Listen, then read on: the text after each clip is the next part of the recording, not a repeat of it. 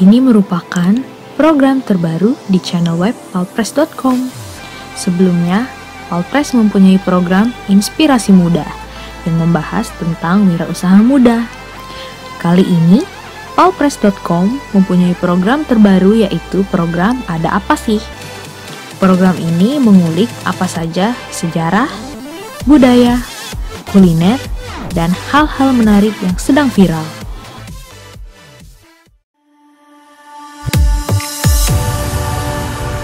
Hai viewers, balik lagi nih bersama Sri Devi dalam program Ada Apa Sih?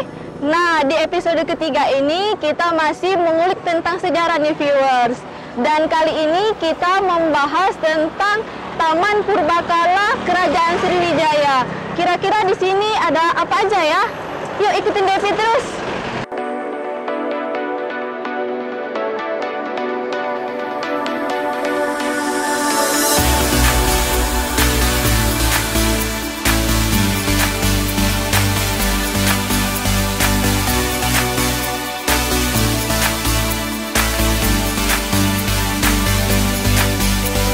Jadi viewers, kalau kalian mau masuk ke TPKS ini untuk tiket masuk Rp3.000. Nah, untuk mobil itu Rp3.000, kalau untuk motor Rp2.000, dan kalau mau masuk museum itu hanya Rp2.000. Oke viewers, sekarang yuk kita jajaki apa saja sih yang ada di TPKS ini. Oke viewers, sekarang Devi sudah berada di TPKS. Nah, sekarang Devi bersama Pak Hatta ya Pak? Betul. Pak Hatta ini sebagai kasih dari TPKS sendiri. Halo Pak Hatta. Halo. Saya Devi dari palpress.com nih Pak. Iya, selamat datang. Apa yang dapat kami bantu? Nah, kita ini mau tahu Pak tentang sejarah dari TPKS ini sendiri. Oh iya, ini merupakan salah satu situs yang peninggalan Kerajaan Sriwijaya. Ini diresmikan oleh Bapak Presiden Soeharto pada tahun 1994 dengan luas yang kita kelola ini hampir 20 hektar. Ini kan ya, yang terdiri situs ini yang terdiri kanal, kolam seperti ada di belakang itu. Di dalam situs ini ada museum, ada itu Museum Sriwijaya sekarang, yang seperti ada kita sekarang tegak di depan patung Buddha. Ya, yang penemuan patung Buddha ini ditemukan dari Bukit Seguntang. Ya, betul. Kita sudah bahas itu sama Pak Hairul. Oke, ya, tentang patung ini. Berarti dipajang di sini, Pak ya? Iya, dipajang di sini, ditemukan dari Bukit Seguntang. Dan di dalam museum itu banyak sekali fitur-fitur peninggalan Kerajaan Sriwijaya, seperti ada prasasti Kedukang Bukit, prasasti Telaga Batu, Talang Tua di sana. Nanti kita lihat ke dalam sana. Ya, oke, oke Pak.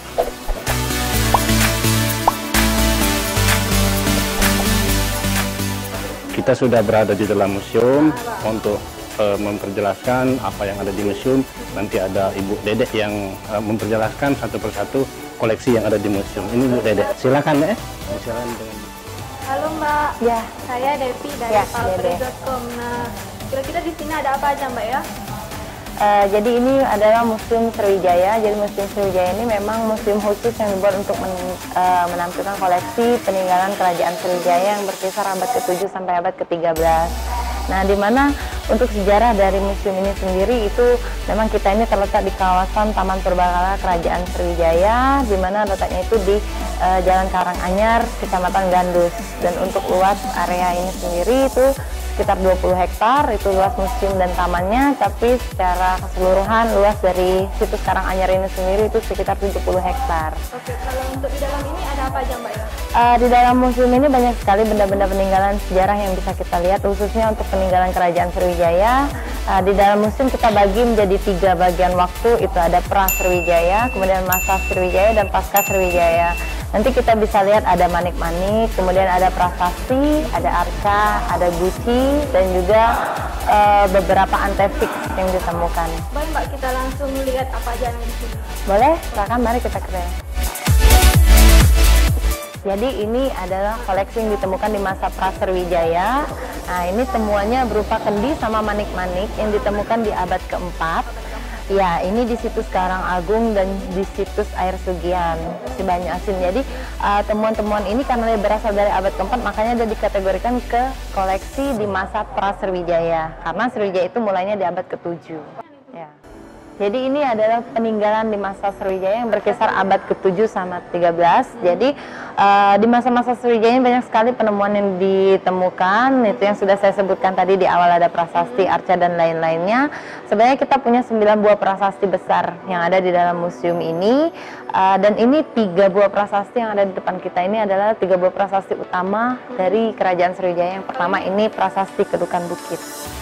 Jadi prasasti Kedukan Bukit ini prasasti tertua dari Kerajaan Sriwijaya, itu tertanggal 16 Juni 682 Masehi. Dia menceritakan tentang cikal bakalnya Kerajaan Sriwijaya. Kalau dari TPKS ini salah satu masterpiece-nya apa nih Mbak ya? Jadi sebenarnya banyak sekali masterpiece yang ada di dalam museum ini, tapi untuk salah satu masterpiece yang kita miliki itu adalah kemudi kapal. Kemudi kapal. Ya, jadi ini kemudi kapal yang ada di belakang kita ini panjangnya 8,2 meter dan ini asli terbuat dari kayu unglen atau kayu besi. Ini ditemukannya tahun 1960. Iya, jadi kemudi kapal ini merupakan kemudi kapal yang digunakan oleh masyarakat orang-orang Sriwijaya dulu untuk mengarungi samudra. Ya, ini membuktikan bahwa dulu Sriwijaya itu memang kerajaan maritim terbesar di masanya. Ya. Oke, tadi kan kata Mbak ini ditemukan pada tahun 1960. Untuk ditemukan itu di daerah mana Mbak? Jadi kemudi kapal ini ditemukannya di daerah Mabang, itu di Tiga Ilir ya, tepatnya itu di Jalan Kemudi. Jalan Kemudi, ya. Oke. Kalau untuk yang menemukan itu masyarakat atau iya, masyarakat? Ini ditemukan di masyarakat perkampungan. Kaitan Cengho sama Kerajaan Sriwijaya ini apa ya Mbak? Ya, nanti kita bisa lihat di belakang itu di masa pasca Sriwijaya, itu di masa-masa Sriwijaya sudah berakhir, itu memang di masa-masa itulah Laksamana Cengho itu datang ke Palembang. Nah, nanti kita bisa lihat peta perjalanan Cengho, karena kan Cengho kan 7 kali mengelilingi dunia.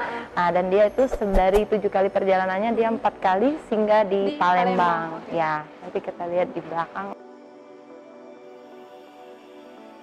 Nah, jadi ini ada ilustrasinya dari Laksamana Cengho.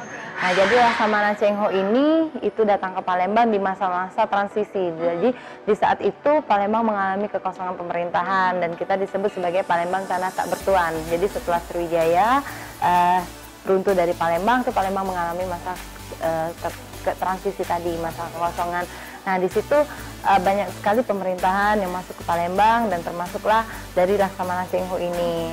Nah, sebenarnya Laksamana Cengho ini juga punya misi khusus, yaitu penangkapan Kaisar Senjuji yang diduga pada saat itu lari ke Palembang. Dan Laksamana Cengho ini menerima perintah itu dari Kaisar Yongle. Seperti itu. Untuk memberantas tadi, apa lagi Mbak tugas dari Laksamana Cengho ini? Ya, jadi karena dia beragama Islam, sudah pasti dia penyebaran agama Islam juga, kemudian akulturasi kebudayaan juga. Nah, kalau untuk lebih lengkapnya kita bisa lihat peta perjalanan Cengho 7 kali mengelilingi dunia. Jadi di sini kita bisa lihat ini ada 7 kali perjalanan Laksamana Cengho mengelilingi dunia, di mana dia 4 kali singgah di Palembang, dan perjalanan ini dimulai pada tahun 1405 sampai 1433. Jadi sekitar 28 tahun dari 7 kali perjalanan itu. Dan di antara perjalanan dari 7 kali itu ada yang dikunjunginya kota-kota, yang diantaranya itu ada Natuna, ada Batam, Singapura, Malaka, Banda Aceh, termasuk Palembang, Bangka, Tanjung Pura, Jakarta, Cirebon, Surabaya, Tuban, Gresik, dan Bali. Dan juga ada negara-negara lainnya. Untuk lebih jelasnya ini kita bisa lihat di sini dari 7 kali. Terima kasih banyak Mbak Dede sudah mengajak kita keliling ke Museum TPKS ini. Kita tadi sudah belajar tentang kemudi kapal sama sejarah dari Cengho. Ya. Terima kasih banyak Ya, Mbak. sama-sama atas kunjungannya. Terima kasih juga atas. Oke viewers, tadi kita sudah keliling di Museum Sriwijaya Taman Purbakala Kerajaan Sriwijaya. Nah, selanjutnya kita akan berkeliling di belakang. Kira-kira di belakang ada apa aja? Yuk ikutin terus.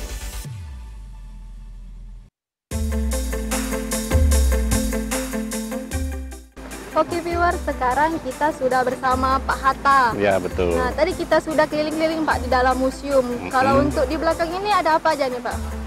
Kini kita sudah ada di posisi di situs Purbakala Kerajaan Sriwijaya. Di belakang itu ada Pulau Cempaka, di kiri kanan kita ini ada kanal, sebelah kiri ada kanal-kanal. Mari kita lihat ke belakang sana untuk melihat Pulau Cempaka di sana. Mari. Ya.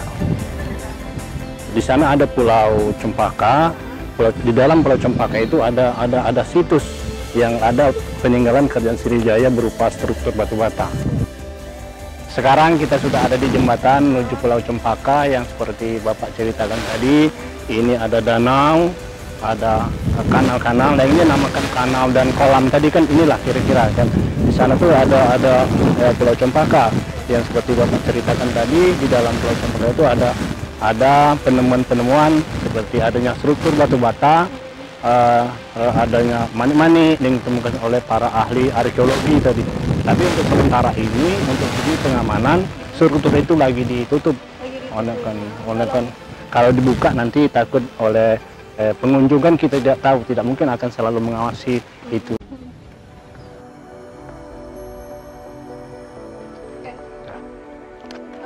Terima kasih banyak Pak Hatta sudah mengajak kita keliling. Untuk video ini Bapak bisa lihat di Palpres Official di YouTube kita, Pak. Oh, dengan itu program Ada Apa Sih. Oke, siap. Terima kasih atas kunjungannya. Mudah-mudahan hubungan yang baik seperti ini, kami berharap yang akan datang lebih dominan lagi. Kami memang bersyukur dalam rangka kunjungan di Liput kayak ini, salah satu promosi bagi kami. Itu yang kami syukuri. Terima kasih. Oke, terima kasih. Sampai ketemu lagi, Pak. Ketemu lagi ya. Oke viewers, terima kasih banyak sudah menonton video ini. Jangan lupa subscribe, like, komen, dan share. Dadah!